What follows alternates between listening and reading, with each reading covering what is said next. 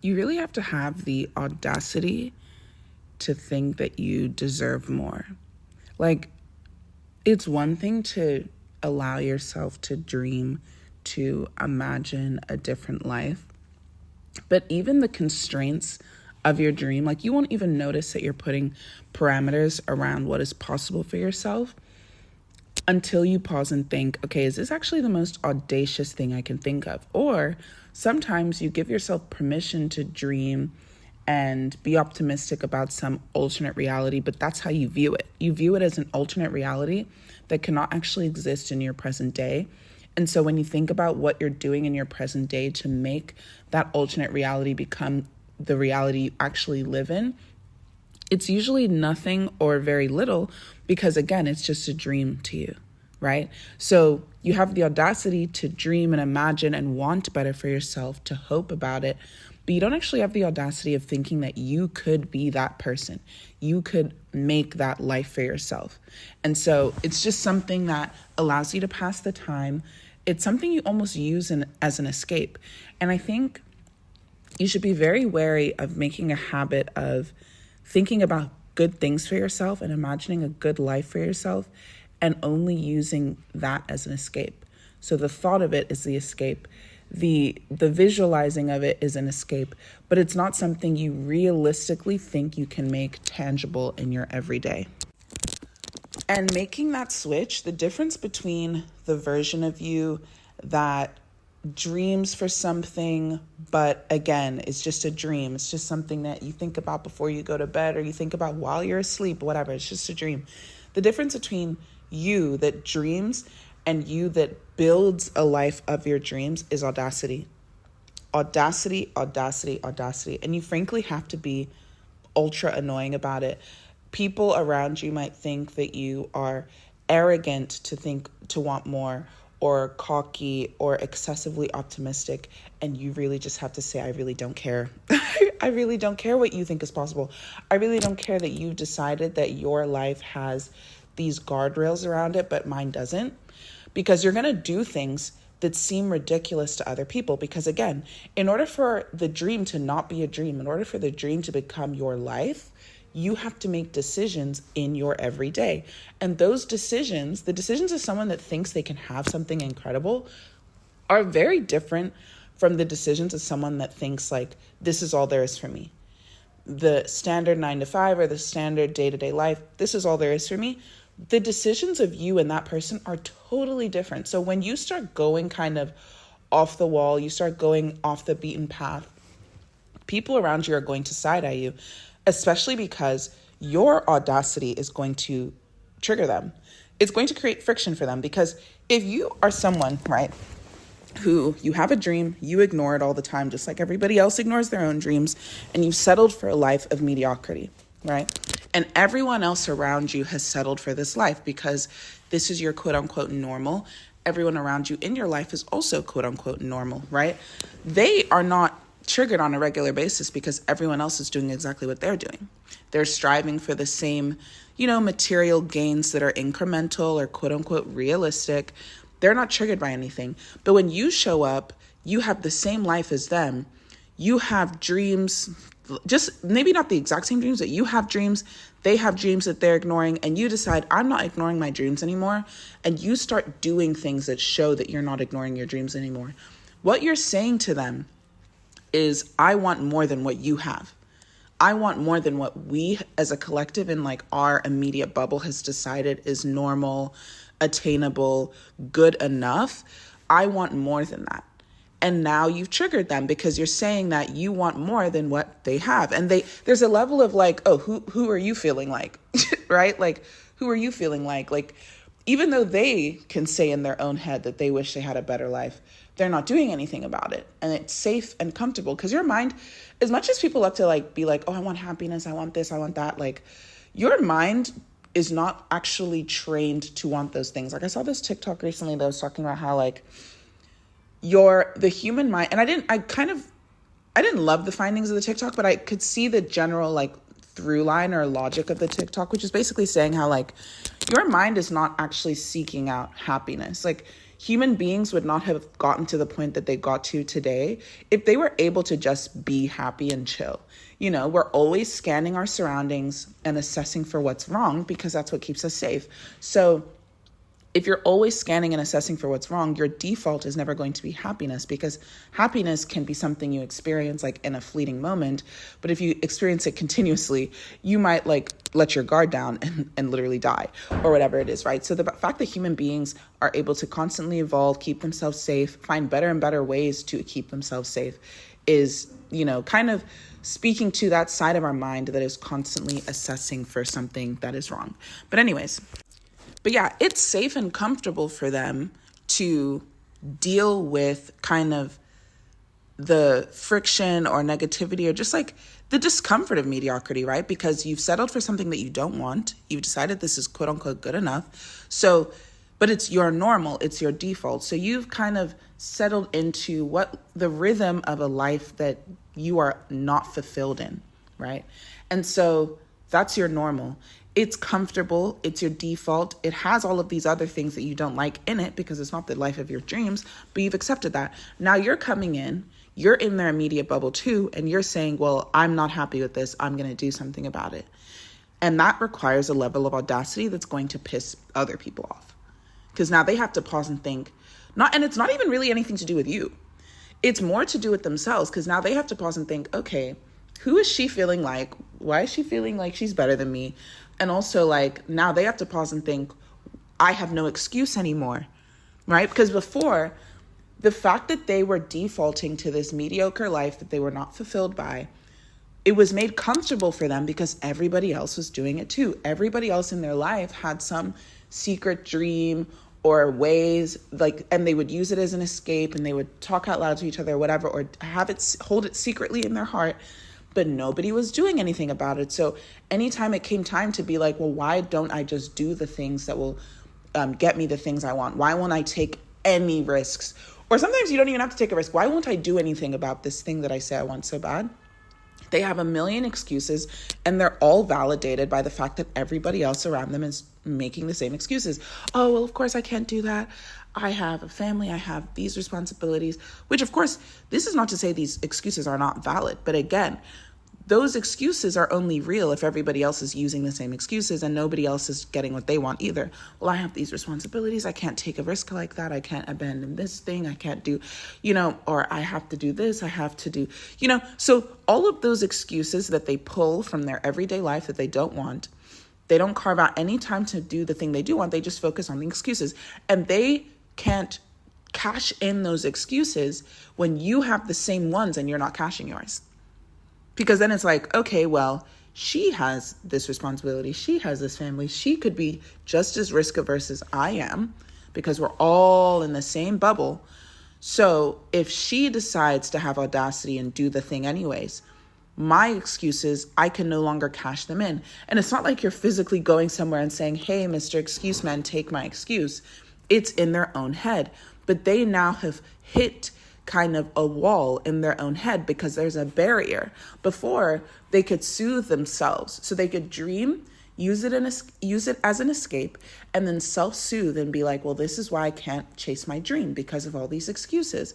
But now you exist and you have audacity and you have a dream and you are not using those same excuses and you're finding ways around them. So now they have to hate you. It's like funny to say out loud, but yeah, like it really is that deep, I fear. It has nothing to do with you, but this is, and the reason I explain it from this angle as well is that if you are the person who is working on having more audacity, working on doing things that other people look at you and they're like, girl, what the hell are you doing? I just wanted to give you that kind of affirmation, or just affirm the fact that you're not crazy for noticing that other people low-key hate you for just trying. And the reason why they hate you for trying, it has nothing to do with you and everything to do with themselves. Literally. People are weird and competitive in nature, and they don't know how to compartmentalize. And sometimes people just also don't know how to be happy for other people. So not everyone in your life that you assume will be genuinely happy for you is even going to be able to if they have their own kind of insecurities and internal limitations. And one of those limitations is going to be the fact that you create an internal friction for them, and they're not going to be able to say it out loud or reconcile it. And it's going to make you feel like shit if you don't understand where it's coming from and that it has nothing to do with you. So keep being audacious. But anyway, the critical difference again is audacity.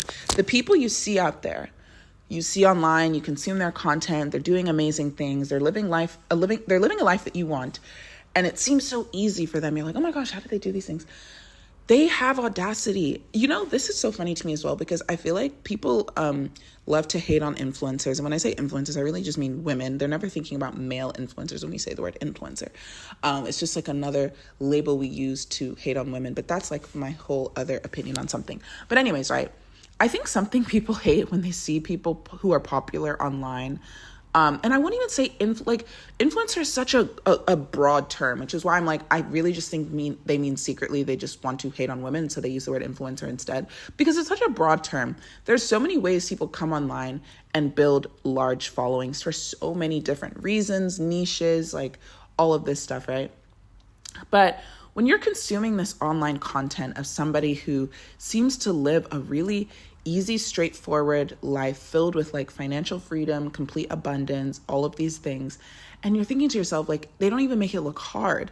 The thing is, maybe it was hard at the beginning, right? But I think the hardest part is breaking out of your own mental prison. And there's an episode on that on this podcast, so you can go scroll and find it. It's one of the earlier episodes, but a lot of the times, like, you are stuck in your own mental prison. The hardest thing about where that person is today was breaking out of that initial prison, saying like, moving past the inertia of going with the flow of an everyday life that they did not enjoy, moving past that huge inertia. And you would think, right, this life, I hate it. The life I want, I would love it. It should be easy for me to do everything to make the life I want possible. No. That's the weird thing, right? There is a huge inertia that keeps people doing things every single day that are way harder and way more unpleasant for them, right? You're working a job that you hate. You're doing all of these things that you hate because you think you're supposed to do them, or simply because you've always done them that way and everyone else around you has made that seem normal. So you're more comfortable with doing something that you hate every single day, and it actually requires you to think critically and break out of that mental prison to even start doing the things that could lead you to the life that you want. Now, the actual activities themselves that can get you what you want, they may be easy, they may be hard, they may be whatever, but the most difficult portion of getting there, again, is like breaking through, almost like that brick wall when you're running a marathon, they call it, or whatever, right? You hit that wall and you're like, okay, do I really want this? Do I want it bad enough? But once you make that decision and start doing things, right? You put the systems in place, you start doing that repetitive behavior. Success is inevitable. That's the crazy part. Success is inevitable. So it seems like, oh my goodness, it must be so hard to do these things, whatever. But once you have audacity and you make that decision and you commit to that decision and you make your plan and you do the same repeated, boring, consistent behaviors we've talked about on this podcast before, your success is literally inevitable. So then you're looking at all of these people who have done it. They've broken that, they've broken past that inertia. They're propelling themselves forward in a crazy way, like momentum wise, right? Like if you study physics, there's that huge inertia. But once you break it, the momentum is huge, and these people just seem to be soaring. And it's like, yeah, because they're kind of picking up steam as they go along, and things get easier and easier and easier. But as you're consuming their stuff and you're looking at them and you're like, oh my goodness, this person's life is so much easier than mine on a day-to-day basis. They're so much happier, and they have so much more than me in whatever way you like to measure it, whether it's more money, more freedom, more abundance, a better mindset, more happiness, more contentment, more fulfillment, more life satisfaction. They just seem to have more than I do, right? And their life seems to be so easy. What is it that they're doing that I'm not doing? They were audacious. It did not look normal when they started out. And they had to deal with the fact that it looked weird to everybody else, and they kept going. And now look how great it is. Look how great it is. But I can tell you right now, that person's social circle in the present day is likely very different than the one they started out with, unless they happen to be surrounded by very like-minded people who could be supportive because they also had this mindset of like, we're going to break out in unusual ways. Because it was not normal. You even see it all the time. And speaking specifically about social media influencers, right? But like the one that everyone thinks about, like content creation in a basic sense. And the number of people who are like, oh my goodness, like I want to post. Like I've always wanted to start doing content, but I just feel so awkward and uncomfortable. I feel like all of my friends are going to see it and they're going to laugh at me and they're going to judge me. Or people are going to see me making content outside and they're going to laugh at me and they're going to judge me. And it's like, yeah. That's the price you pay. It's unfortunate that that's the price you pay. But again, the reason why people are going to laugh at you and judge you is because of the stuff we discussed in the beginning of this episode, right? It's because watching you do something that even they probably also wish they could do. Instead of thinking about how, okay, well, if my friend can do it, sure, I can do it too. Like, this is great. No, instead of doing that, they also feel really uncomfortable and cringe. I hate that word. Cringe at the idea of just doing something that they want to do. So they're not going to self-reflect on why that's so uncomfortable for them. They are just going to project onto you. And that's where you're going to start feeling like you don't have the support that you want. But that's what's so funny too, is that the hard part of it is not even necessarily the posting. The hard part of it is dealing with your own internal friction towards doing the thing that you want to do. Again, because there's a mental barrier. There's that barrier that tells you, this is embarrassing for me. Other people are going to see me trying from scratch. They're going to see me be a beginner because at first you might not be that good at it. You're not probably going to be as good at it at the beginning as you are going to be later when you're seasoned at it, right? So you are then taking the risk of other people seeing you be a novice, which to a lot of people is uncomfortable. So there's that mental barrier that makes it hard. But the thing is, the actual posting itself may not be that difficult. Maybe you've been watching all of these other people give advice on how to be a content creator for so long. So that's not the complicated part. The complicated part is giving yourself permission to try. But once you do, and you say, fine, I'm committed, I'm going to do it. And you do it day after day after day after day after day after day after day. All kinds of people have made a success out of it. Introverted people, extroverted people, people that have very specific niche interests, people that love all sorts of things. All of these people have been able to make a brand or a business out of, content creation. So it doesn't take any one kind of particular person or personality type. It literally just takes that consistency. But before you give yourself permission to be consistent, you must be audacious enough to break the mental barrier. So you must be filled with audacity to get the life that you want. Anyways, this all goes to say, I feel like even separate from social media stuff, I'm someone that has always just done exactly what I want to do. But I also think I don't know how my brain works or whatever, but I always grew up thinking there was 5 jobs. I don't know, maybe because when you're a kid, they're like, what do you want to be? And it's dancer, teacher, what else do they say? Doctor, lawyer, scientist, just very basic, job words, right? And then you get older and older, you learn about other things that are out there. And I think too, when you discover there's something that you really love to do, part of you is okay, well, there's probably no way to make money out of that. Wrong. There's literally a million, everything that you enjoy and consume on a day-to-day basis, even really little things that you don't think about, is a job for another person. So for example, if your favorite thing to do all day is talk to people, ask people questions, you're really curious, people have told me I'd be a good talk show host, but that's literally the job, right? If you are really great at having free-flowing conversation with people, make people feel comfortable to talk and really share about their lives, the job that would be good is a talk show host. And maybe historically in the past, it used to be this very stringent thing of well, you have to do X, Y, and Z to be a talk show host, and you have to have the right connections. And it's nowadays, no, you don't. If you have a phone, if you are able to listen to me right now on a device that you own or have control over, you could also wake up right now and be a talk show host if you enjoy the things that talk show hosts do. There's so many ways to make a living in this world. And sometimes you really just have to sit down, make a list of, these are the things I love to do. These are the things that I want in this life. These are my goals, whatever, and make these long lists. And they can be really specific. Like the thing you could like could be like the color purple.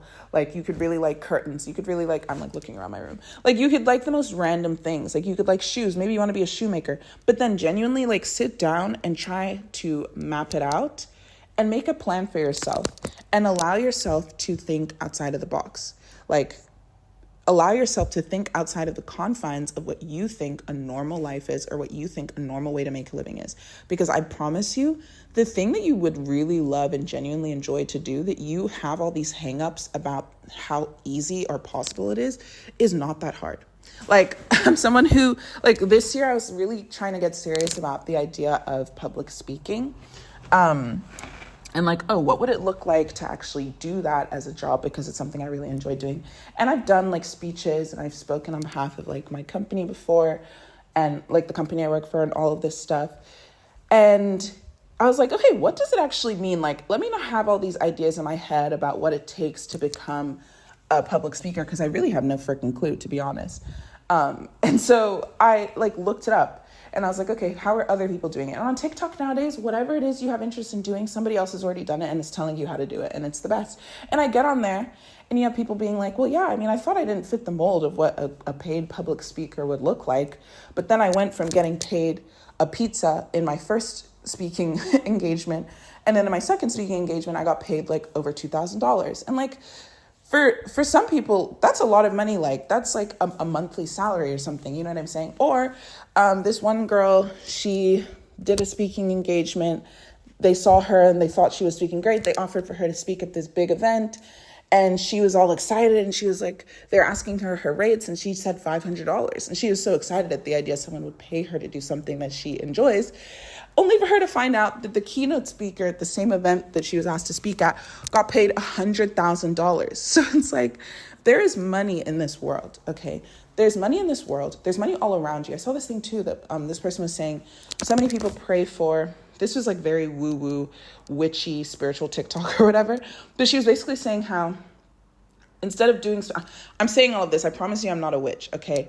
I just love the woo-woo side of TikTok. But anyways, she was saying how so many people like to do spells or like to think about ways to get more money. Like if the word spell is like freaking you out, you can literally just think about like prayer, right? So you're praying for more money. You're praying for more money to come to you. But maybe you should pray for God to break the barriers around you that prevent the money from actually reaching you, reaching your bank account, reaching your wallet. Or another way too to think about it is like they were saying how there's literally money everywhere. There's money all around you. There's money in people's bank accounts right now. There's money from all of these different sources, your neighbors, all of these different places. But for whatever reason, you're standing like in the eye of this storm and the money is flying all around you. So praying basically for the money to kind of reach you. And part of it too is like being aware and audacious and like seeking of it and believing that it's not as hard as it looks. So another thing I'll say, also, I understand like money can be like a sensitive topic, but this is something I wanted to say as well. People talk about like the job market, the difficulty of the job market and all of these things. Oh my goodness, if you guys have been online recently with like what James Charles was saying because somebody lost their job with like Spirit Airlines, like, you know, closing down out of the blue, and he was just being like himself and being really horrible about it. But anyways, now I'm going off topic. What I wanted to say is that sometimes people are so kind of tuned in to what's true. And the thing is, what's true is different for every single person. What's true is different for every single person, right? So I think sometimes you should be careful about accepting a negative, quote unquote, truth that is common and not allowing it to disrupt you, if that makes sense. So for example, I've seen people where it's like, because what you accept as true is also what limits your behavior. I talk about this a lot when it comes to dynamics that I've observed in America, especially when it comes to like Black people and success, right? Because I think growing up in America as a Nigerian person is very different than growing up in America as an African-American person. And then I think maybe you guys have also seen all of these like Drewski videos where he recently made like a Drewski skit talking about how all of these British actors keep, taking these roles for African Americans. And then, yes, it's like funny, and true, but people were also talking about like, why is it that they're always hiring out, British actors, and British, Black people are people from African countries. They're not African Americans. It's like a different culture, and you're hiring them to come and play these roles. And they were kind of talking about the dynamics there. But something that I personally observed when it comes to especially immigrants coming to America from anywhere, honestly, like Australians coming to America that aren't Black, and their experience of race or their diminishing of like racial dynamics in America and all of this stuff. And as someone who grew up elsewhere, but then also came to America, but I'm still Black, but I'm not African American, something that I've noticed when it comes to like Black success is it's not even so much about access to money and all of those things, although that does play a huge factor. But what I've noticed is the propagation of media, or like the propagation of your worldview around you, is a big indicator of what's going to limit your success. So even if you zoom out from like the specifically Black perspective, something I've noticed with Nigerians is that Nigerians don't believe in like the test was just really hard, or I'm just stupid. Like a Nigerian parent will never let you off the hook to fail an exam or something. I'm not even just talking about my parents. My parents weren't particularly like this, but Nigerian parents, but their parents were. But Nigerian parents, they don't just let you off the hook and be like, oh, well, it was a hard test and my child isn't particularly intelligent, so of course they failed the test. That doesn't exist. You study and study and study and study and study until you get it. You fail it, okay, you study and you try again and you try again and you try again. Like, there's no such thing as failure. Like, there's this kind of inherent or like intrinsic resilience specific to Nigerian culture that's like, we don't accept some kind of, oh, this is just your identity. Like, failure is not a byproduct of who you are. Failure is a byproduct of your efforts. I should like high-key write that down. Failure is not a byproduct of who you are. Failure is a byproduct of your efforts. That is a really, really Nigerian mindset that I've noticed. That means that like even within an American like cultural climate, you will see Nigerian kids excel. Because again, failure is a byproduct of your efforts. So if you fail, you must try harder. But if failure is a byproduct of who you are, which I think is a very American thing to like teach people that there are certain things that they just will never be good at.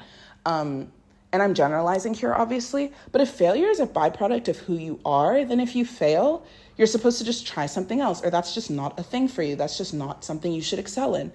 Those are two very different mindsets that come out with two very different results, right? So when I think about what it means to be Black in America, if you're Black in America, but you're raised in a Nigerian home that believes that failure of a certain kind is a byproduct of your efforts, then you have to just keep trying and trying and trying and trying until you succeed. But if you were raised in, a home that doesn't believe that, and you're Black in America, and all of the media is propagating this idea that failure is a byproduct of who you are because Black people should fail in certain ways. Black people are not supposed to be academics. Black people are supposed to be athletes. Black people are not supposed to be intelligent or good with money or successful business people. Black people are supposed to be musicians and entertainers. If that's what you're looking at, right, then if you're failing at school and you're Black, it's like, of course you're failing at school and you're Black. You'll even see teachers sabotaging Black students because of their own racist biases around the abilities of Black kids. And then on the other hand, it's like they're pushing you so aggressively to do sports because they assume Black people are supposed to be great at sports. So failure and success become a byproduct of who you are. And then if you believe that, then that's how you are, right? So then I'm not going to, if I was raised a certain way and they told me that I can only be an incredible athlete and not a good, academic student, I'm going to hustle to try to perform athletically, but I'm going to let my grades slip by the wayside because there's no concept of this idea of me being a strong student athlete. That identity is not in the picture. It's just athlete or student. So all this to say, right, going back to what made me start talking about this, the job market and things like that, if you start to think of, you have to think of it like that. Like failure is not a byproduct of who I am. Failure is a byproduct of my efforts. And if you think of it that way, then it's critical you don't kind of blindly accept other things people are accepting. So people can say the job market is hard, but you can say, okay, it's not hard for me. Because if you say the job market is hard, then when your resumes don't go through, when you're not getting job interviews, when these things are not coming through for you, then you might default to saying, oh, it has nothing to do with me, it has everything to do with the job market. But then that might prevent you. And the thing is, that could be true. I'm not saying that's not true, but what I'm saying is, even if that's true, your mind is not going to say, oh, okay, well, if those things didn't work out, it's because of the job market. I don't have to do anything. Let me just keep going. Maybe the job market will improve. Now you are putting that result of you getting a job in a difficult job market, you're putting that, you're making it hinge on something external that you cannot control, right? But if you say, okay, yeah, the job market is hard, but it's not hard for me. I'm someone that gets jobs. Like you decide that I'm someone that gets jobs. Getting jobs is easy for me, whatever. But then you see that you are not having the same luck that you've previously gotten. Your interviews are not going through. Things are just not going well. You're going to then sit down and do some reflection, right? So maybe you're going to look at your resume. How am I phrasing it? Is it well tailored? Maybe you're going to look at the industry. Am I applying for an industry that's actually best suited to my resume, or beyond my resume, best suited to my skill set, right? Or am I applying for jobs that I actually don't want because I think the only way to make money is through a job? And if I assess and audit myself for my skills, do I actually have skills that can make me money, even in a difficult job market, independently, that can make me more money than I would have gotten if I got a job? Or could I start a business? Or if I don't want to start a business, could I be a freelancer and join a website that allows me to kind of own my own time? Could I chase like dreams that I've always had that, again, sit outside the norm? So now, again, right, instead of saying, oh, the job market is hard and that's why I'm struggling to get a resume through, I'll just keep doing the same things because it's not my fault, it's the job market's fault, and hope that maybe if the job market relents, I will get a job. Now you're saying, okay, my ability to get a job, my ability to get income, create income is not dependent on the job market. And you are going to take actions and behaviors that align with that belief that you would not have taken if you did not believe that. But the thing is, you could then say, oh, but Obie, you're just telling me to be delusional and be excessively optimistic because the job market is hard right now. But the thing is, yes, the job market is hard, but for who? There are still people right now making millions and millions and millions of dollars. There's still people right now making hundreds of thousands of dollars. There's still people right now making thousands of dollars, hundreds of dollars. There is still money flying all around you through the economy. So as much as the job market is hard, there are still people finding success in the job market, getting jobs that maybe aren't showing up in traditional places, right? The jobs that aren't posted on LinkedIn, whatever, right? So for example, somebody who is in their 30s and they have a particular skill set might not have the same luck finding jobs that a CEO would, someone who's a seasoned C-suite executive, right? At the same time, that C-suite executive could say the job market is hard, but the job market is fundamentally different for that person because not everybody can even pay that person what they're used to getting, right? So it's not that one thing is true and one thing is untrue. They're actually all true, but you have to kind of almost like tap into what you believe is true because that's going to inform your behaviors. It's almost like if you decide to play a sport. You can't play like netball and basketball. If you've ever played netball and basketball are very similar. Netball's like a big sport in Australia. And look it up because I don't have the time to explain the rules right now and I low-key have to get ready for work. Sorry. But yeah, you can't play netball with the rules of basketball and you can't play basketball with the rules of netball. Like with any sport even, right? Like you can't play golf with the same rules you would play tennis because they're not the same sport. But when you sign up for a sport, you're also signing up to say, I comply with the rules of this sport because I've built, like, think of the sport itself as like a belief system. So if this sport is a belief system, if you decide to play that sport, you're saying on a certain level, I agree with this belief system. You're not really questioning it. And the thing is, you have way more freedom in real life than I'm giving you in this analogy. But when you pick the sport, that sport gives you a belief system and rules to play against, and then it also tells you how far you can go. And it's the same thing in real life. It's arbitrary, right? There's so many sports, in like this analogy. And then in real life, there's so many ways you could take things. There's so many ways you could look. There's so many things you could tap into and say, I believe this. And all of those things can affect your behavior. But you decide what's real for you, and you decide what you comply with. But once you make that decision, it can either limit you or it can propel you. And again, that's up to you. So I'm just saying, as much as people love to be like, oh, well, I'm being pessimistic, not because I'm pessimistic, I'm being realistic, blah, blah, blah. At the end of the day, you're still limiting yourself to the reality that you've chosen, and you've chosen a negative reality. Someone who's optimistic is more likely to get what they want because they've even allowed themselves the freedom to believe in what they want. And again, that requires audacity. So thank you guys for listening to this kind of especially long episode. I hope it was useful. My name is Obie. Welcome to Live LUMANI. I'm like so out of breath. I like feel like I should like work out more. Like this whole episode was like very breathless for me. But anyways, my name is Obie. Thank you for being here. If you listen all the way to the end, then drop an emoji of, I have literally no idea. Drop an emoji of something yellow because it's a Monday. Let's start our days off bright. I love you guys so much, and I will see you next time. Mwah.